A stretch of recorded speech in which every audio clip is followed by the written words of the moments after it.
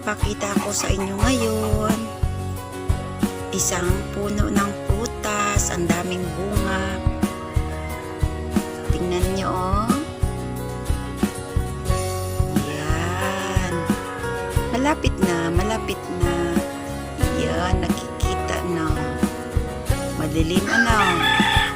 Pero, ito na siya. Ayan.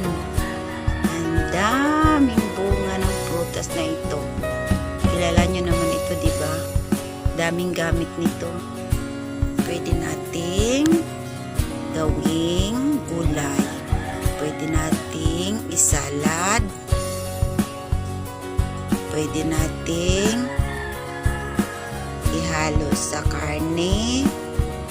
Pwede nating pahinugin at kainin ang masarap niyang prutas. Dami, oh, daming bunga, oh.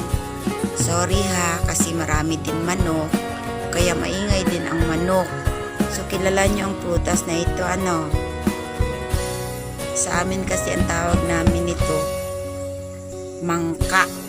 Yung sa iba naman langka, yung sa iba nangka, pero sa amin mangka, no? Or ano nga ito sa English? Ito yung jackfruit, no? Jackfruit. So maraming gamit ang prutas na ito, lalong-lalo na itong ano niya, oh. Ito, kasi pwede nating gulayin, pwede nating isalad, pwede rin nating ilagay sa nilagang munggos. May music ako, ah. May music ako na manok. Yan. So, ang dami niyang bunga, oh. Tingnan niyo, oh. Meron pa doon, oh. Yun. Sa kabila niyan, meron pa. Yan. Sa front lang ito, ha. Sa front lang. Pinakita ko sa inyo. So, punta natin doon sa backside. Yan. Charing.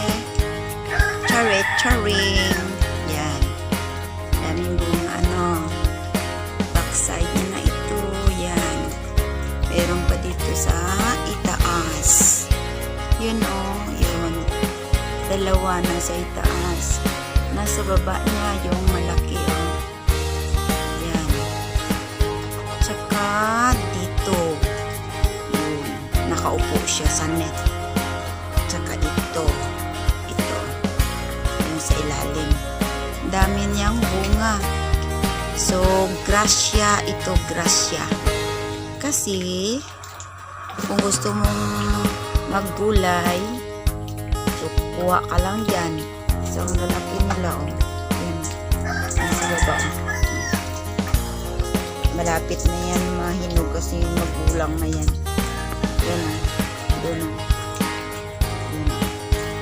Tsaka doon sa itaas, oh. Ayaw niya siguro magpakuha kasi doon talaga sila dalawa. So, hindi rin siya nalulungkot kasi dalawa man sila doon. Yan.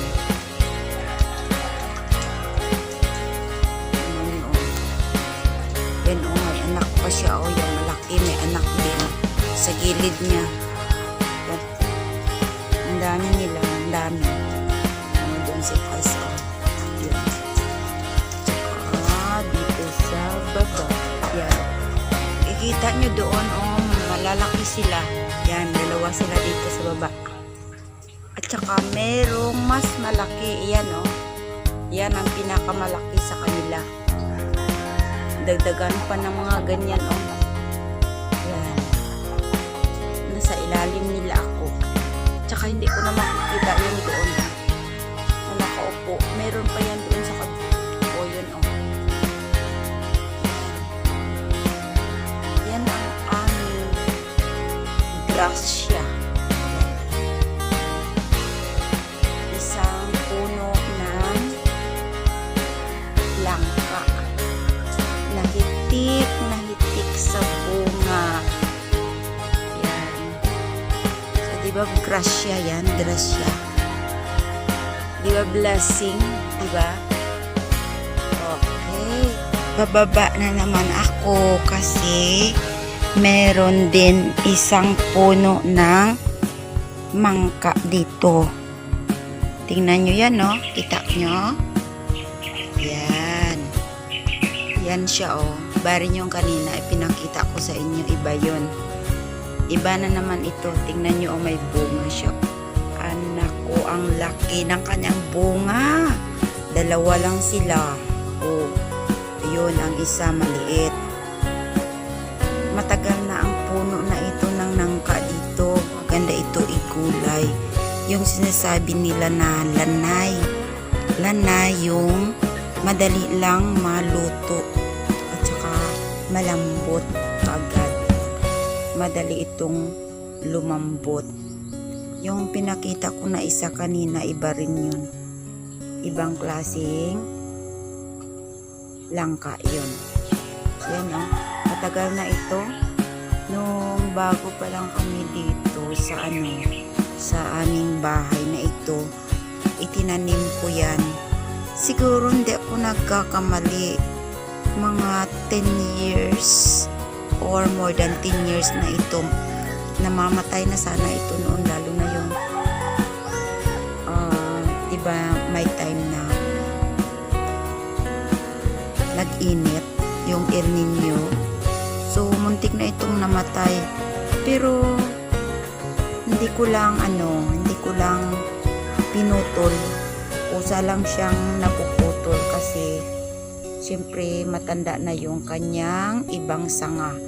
So ngayon ko lang nakita na may bunga pala siya. Kung hindi ko na-videohan yung isa doon, hindi ko nakita na may bunga pala dito. Doon kasi yung isa kanina, o doon, o. Yun yung pinakita ko sa inyo yun. Yan. So ito na siya, dito siya sa likod bahay talaga. Nasa baba talaga ng aming likod bahay. May katabi siyang niyog. Ang daming bunga ng niyog, oh. Yan. Yan, ang dami. Dito ako sa ibaba ng niyog. Thank you sa mga grasya. So, ito na yung isa, oh. Nandito. Malaki na rin pala. Tingnan nyo yung nasa taas niya, oh. Di ba naputol na, oh. Dahil matanda na yung naputol na yan. Tsaka yung sumibol na malaki na ngayon, yan ang bago na naman yung branches. So yan, ang laki. Wow, ang laki ng putas niya. Wow. Pero ang puno niya, tingnan nyo. Yan. Hindi na matibay, no? Oh, hindi na matibay sana. Tingnan nyo yan. Ang tagal na kasi nito. Yung kanyang puno. Parang mabubuwal na siya pero nag-survive pa rin siya. Thank you at naisipan kong i-video yung doon sa taas at saka naisipan ko rin na bumaba dito kasi hindi ko na alam na may bunga pala dito. Ito siya, oh. Dito na naman ako sa kabilang side niya. Ito siya. Kasi yung isa doon sa itaas na. Doon yung kanina. So, iikot ako na. Iikot ako. Papakita ko sa inyo. Yan dito. Isa.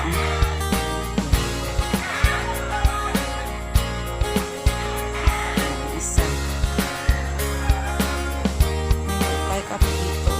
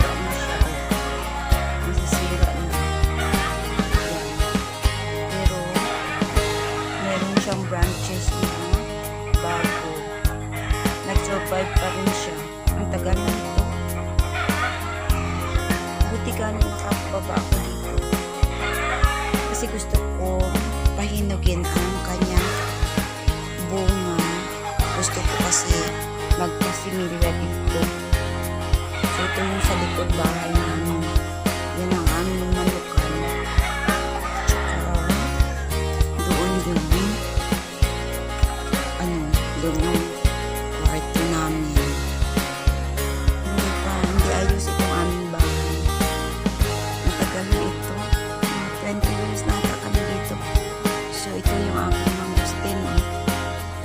Mangustin. Yan. 15 years na ata ito or 18 years. So, ito ang manukan. So, dito ako sa likod ng bahay namin. Ito na yung niyog kanina. O, yan. Saka ito yung langka na isa. Yung ano, yung dalawa lang yung bunga. Ay, Diyos ko, dito. May ipapakita pa ako sa inyo na isang klase ng prutas namin. Ito. Yan o. Dami niyan bunga. Orange, sabi. Sa amin kabugaw. Pero, nababalutan na siya ng hindi ko alam kung anong klaseng damo yan. Namamatay na nga o. Tingnan nyo. At saka ang dami nitong bunga. Tingnan nyo ang bunga niya o. Nasa ilalim na. Yun, nahulog na. Yan. Wala na kasing masyadong may nag-aalaga. Hindi ko rin maalagaan ng mabuti kasi may trabaho ako at saka busy rin ako. Yan. Daming bunga niya. Sayang. Mahal ba ya ito? Pero ano ko man pagkain yan? Ang dami. Yan ang tanim ko na durian. Malaki-laki na siya. Yan kasi yung mga gamot na yan, oh. Hindi ko alam kung anong klaseng damo yan. Yan ang mapatay sa mga tanim kagaya niyan, oh. Tingnan mo dun sa taas. Ang dami na nila. So, wala nang sanga yung kabugaw. Tulis na lang gamot at saka yung ano. Mamamatay talaga yung ano. Yung kabugaw. Oh, tingnan nyo, oh. Yan, oh. Ang dami niyan bunga. Ito, oh. Pinapatay na niya ang orange. Yan, oh. Marami pa bunga doon, oh. Tingnan nyo. Hindi masyado maklaro. Yan. Tsaka nahulog na lamang.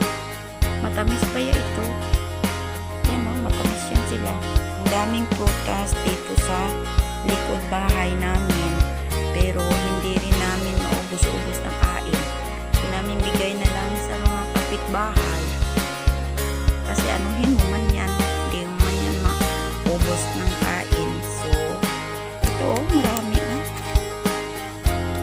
Yan. Ang daming bunga dito.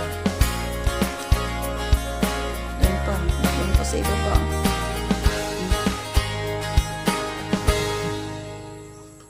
Walang may nag-aalaga, walang may kumukuha. Yan.